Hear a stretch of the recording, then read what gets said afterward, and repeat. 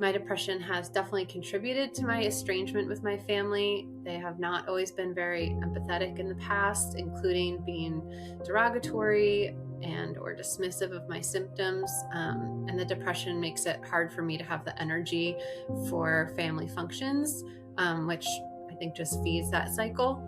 And my depression has had a varied impact on my work functioning. When I'm working a very intense, high-stress job, I am actually able to rally and get to work on time, work long hours, perform really high functioning, even during really stressful and traumatic work events.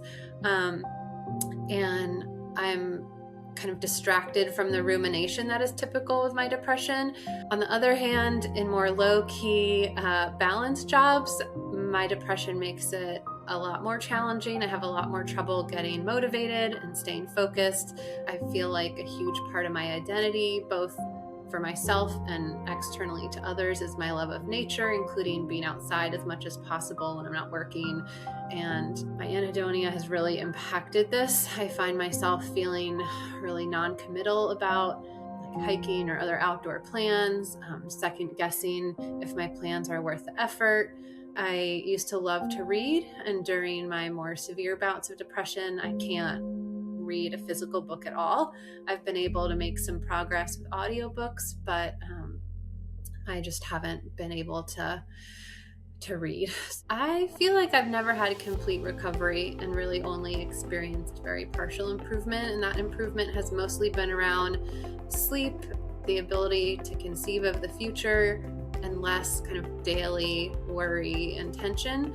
In general, my low energy and self-criticism and concentration issues don't change or improve drastically on medication.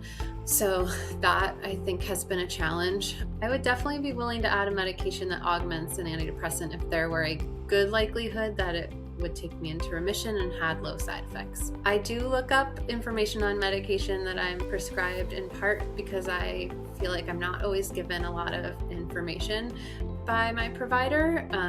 So I do use Google and then look for links from typically medical journals or medical associations. So I think it'd be helpful for providers to ask more specific questions about specific symptoms instead of just going by a depression scale.